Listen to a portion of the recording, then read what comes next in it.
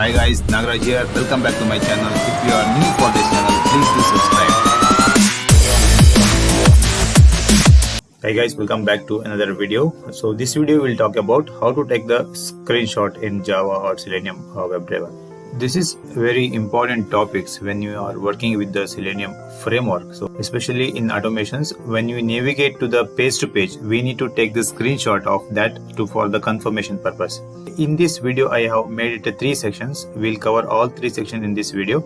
In the first section, we'll see some of the preconditions. What are the preconditions required to take up the screenshot, like Java, IDE, Selenium Jar, and Apache. So second section, we'll see how to write the code for it. We'll try to understand which method we need to call, or which interface we have. This particular method is available to take up the screenshot. Okay, we'll discuss in detail about in the second section. In third section, we'll see consider in a real-time scenario, and when you are working with the real-time project. So where and how they are using this take screenshot.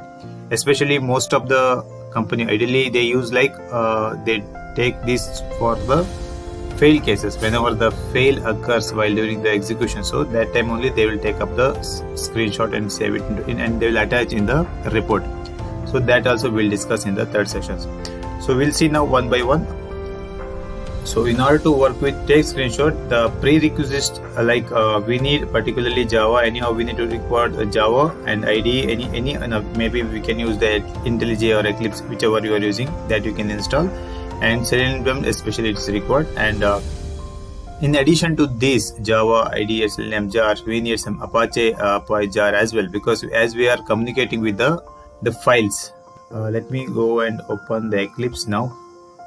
Yeah, see, I have created one class like a take screenshot. In that I have in the main method, I launched my website ProTechBeach.com, and just I am maximizing the video. This piece of code we have discussed in the previous video, so I don't want to explain it again. So that I don't want to repeat it again. If you have any doubt, please go and watch my previous video, so that you will get some complete idea regarding how to install these software or installations.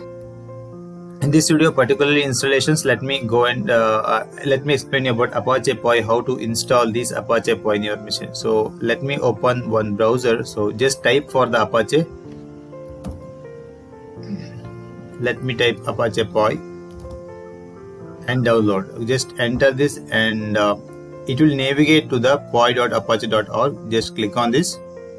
Okay, you will get this window. Just scroll down. There are different sections are available. We have available downloads and these things. So go to the binary distributions. In that there are .tgz and zip files available, right? You just click on the zip under binary distribution. You click on the py bin and the version there .zip. Just click on this. It will navigate you to some other page. Then you click on the link which they have provided here, right? So just click on this. Okay, it will start downloading now.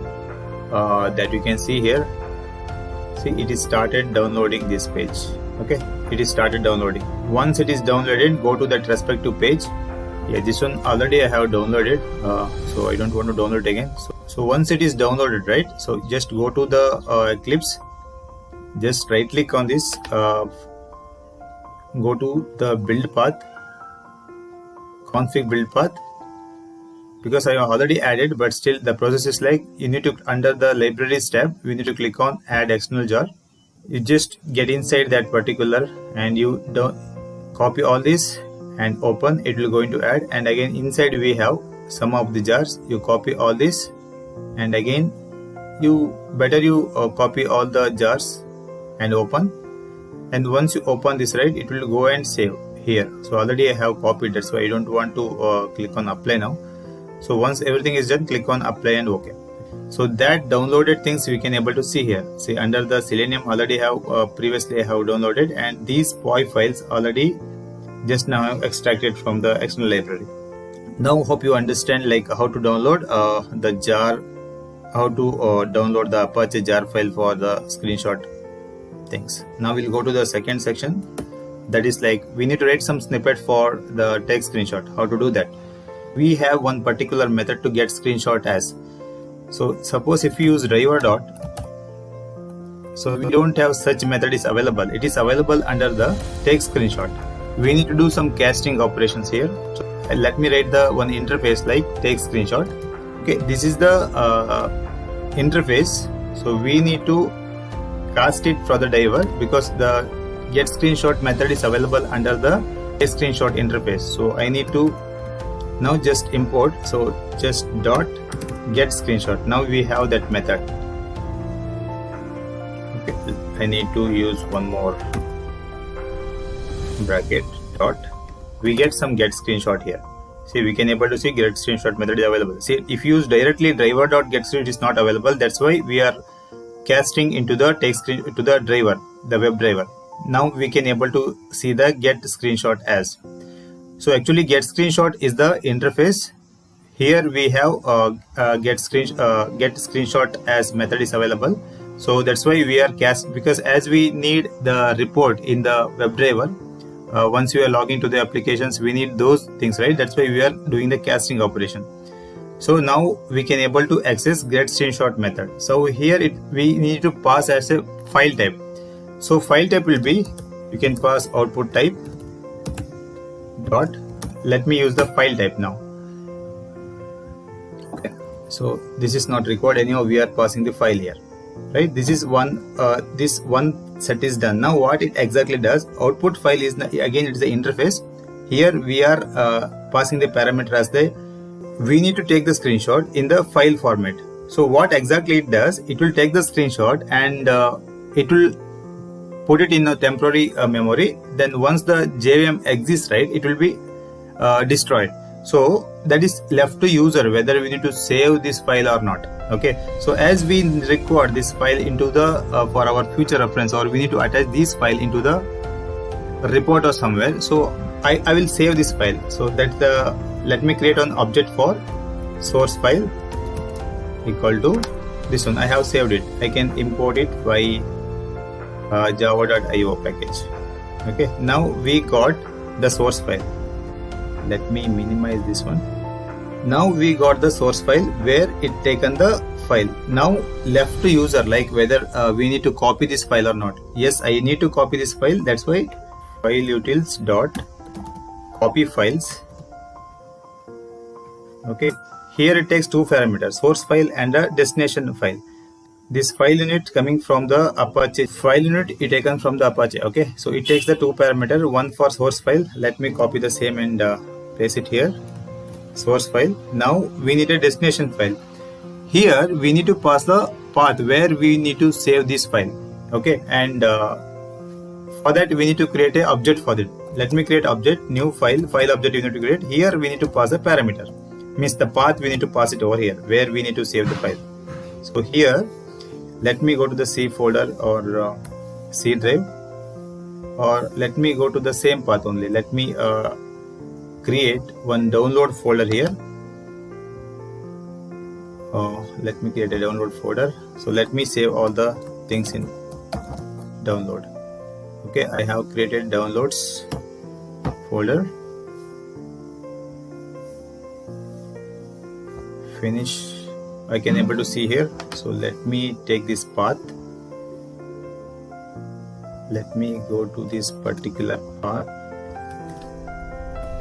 Okay, I got this path, right? So copy. I need to paste it over here. Here I got this. I need to put it double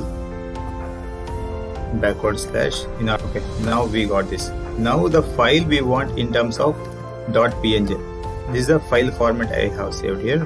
Okay, as it is showing some error kind of warning, so we need to import this. Okay, add through declarations, because as we are working with the IO related things, we need to add some IO exception as well. So we have launching some applications, and once you launch the applications, we have written the take the screenshot. That's it. So as we are using the take screenshot, is a interface.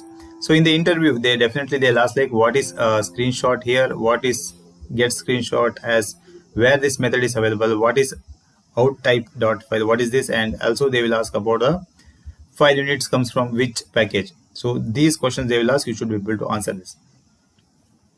Here I have created why the casting is done here, because directly if I go and use the driver object, a WebDriver object, so I can't able to find the get screenshot as, because this method is available under the test screenshot interface. So that's why I have doing the casting here.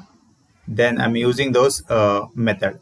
And so as I want to use this captured screenshot in the future, so I need to copy that. That's why I'm using the file units. It is available under the Apache IO package. That's why I'm taking this file copy file and using the by passing the file source and the path of the file, and I'm passing the path of it where I need to save. Okay, in this way this will work. So let me save and run.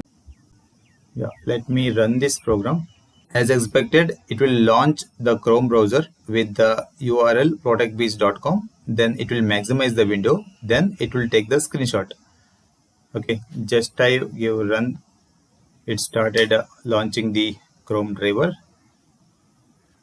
It will navigate to the respective page which we mentioned there, www.protectbeach.com. Then it will take the screenshot of it. Maybe it is done because I didn't put any close window driver.close I didn't use, so maybe it will retain the same. So now let me see whether it is downloaded or not, it is captured the image or not. Okay, I refresh, so I hope it is available. See, ss.png file is available. Let me go to the same downloaded folder. See, it is available here. If you open this, we can able to see it has taken the screenshot of the home page of protectbeach.com. Okay, this is how it will work. Now very important is, see, one thing I want to showcase here. Let me run it again. We'll see something different here. So let me run. If there is some issue here, if you use the same format, right, there is some issue. Let me rerun again. You'll understand what is the issue here. Okay, just I clicked on run button. Again, it started working on the Chrome driver. It is launching the applications. This everything is fine. It will go like it is launching the application. It will be, say, it maximize windows, click taken the screenshot maybe. So let me see whether it is taken the screenshot or not. See the difference now.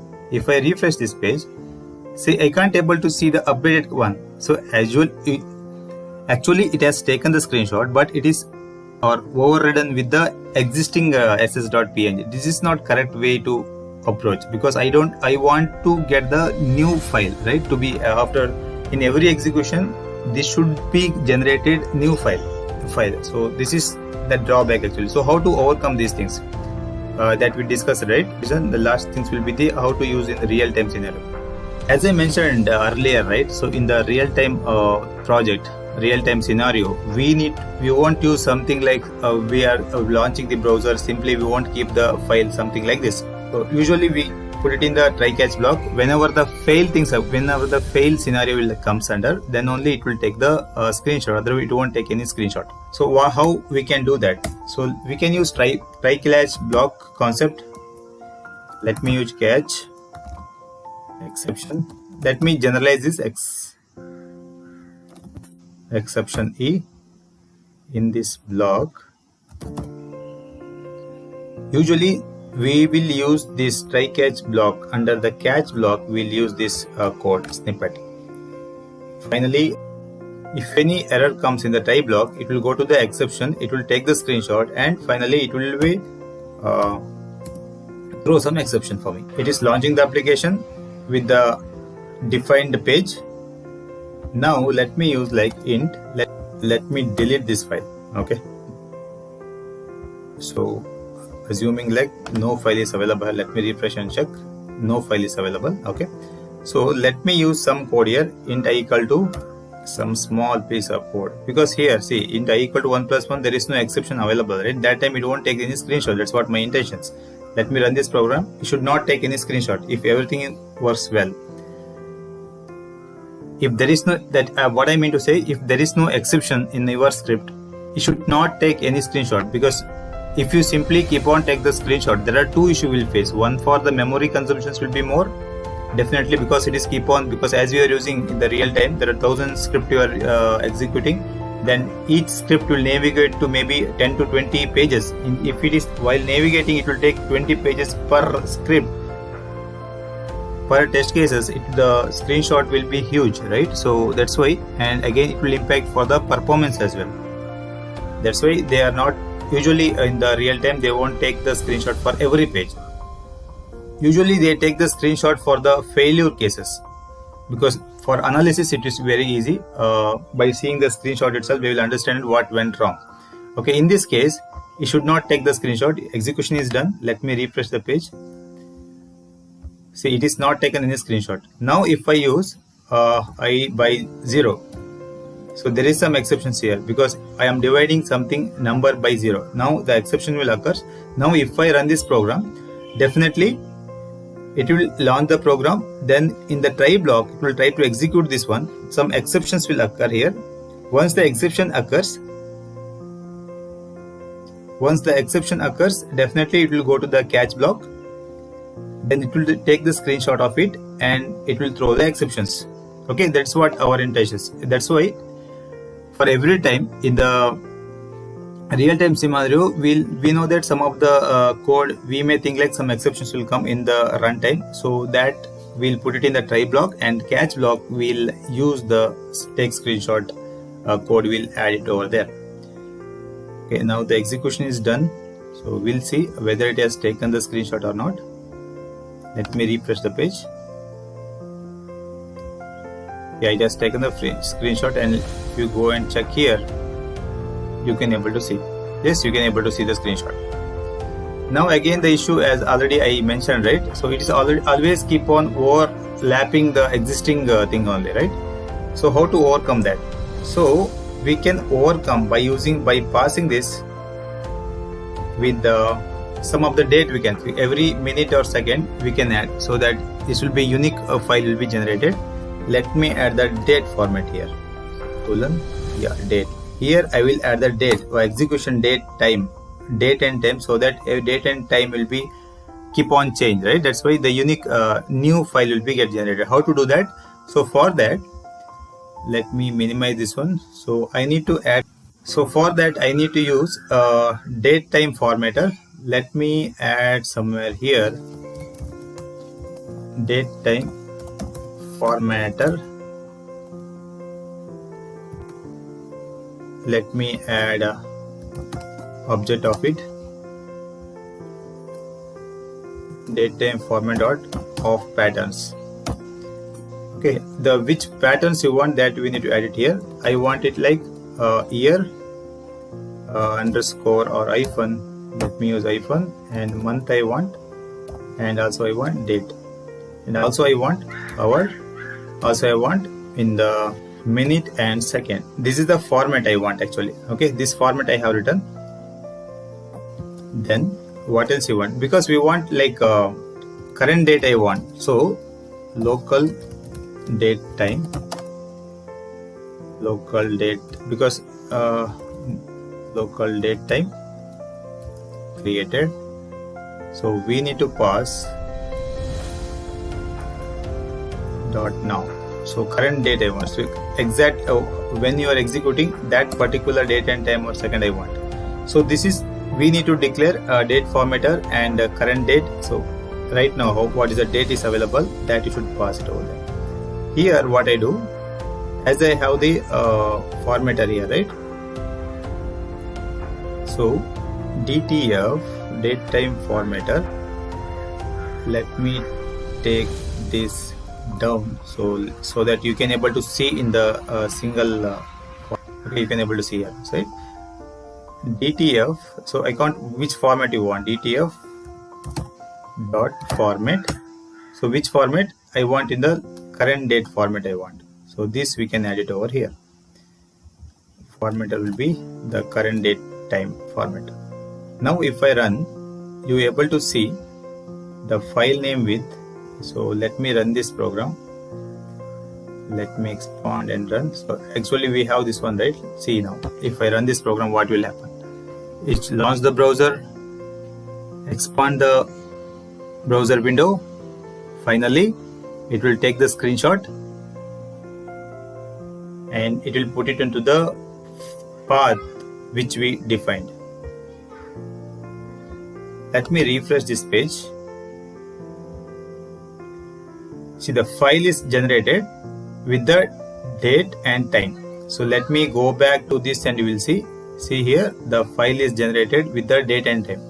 So this will be useful actually, for it won't get override every time. So even if I run the second time also, let me run this program again. So we'll see whether it is generating with the new format or not. See, usually it is try to launching this application, and once it enter to the try block, it is getting some exceptions. It will, in that time, it will go to the catch block. As we have written exception code, means screenshot code in the catch block, it will take the screenshot and it will throw the exception for us. See, execution is done. Now if I right click and refresh the page, see it is giving the new file for me. So if I go and check this download, so I can able to see the new file as well whenever you write. Again, you may think like, okay, why we need to add this file every time, right? We can use some in real time what they do, they won't write every catch block, they won't add these files. So they add something generic code, they will write public static text screen, something they write. Okay, so under this, every time simply they will call this method, this code they will actually they write this code under here, under this they'll write, and here simply they call this method, here simply they call a screen. So by using, as we have mentioned, the static, I can use by using the class name, right, dot text screenshot. Okay, they will call this method. Hope you understand this video. We have discussed the three part: preconditions, the code snippet, and how to use in the real-time scenario, how they are using, how they take the screenshot during the failures only. Finally, thanks guys, thanks for watching this video. If you like this video, please hit like button and share with your friend those who are looking for Java and Selenium concept, and don't forget to subscribe this channel for further videos. Thank you.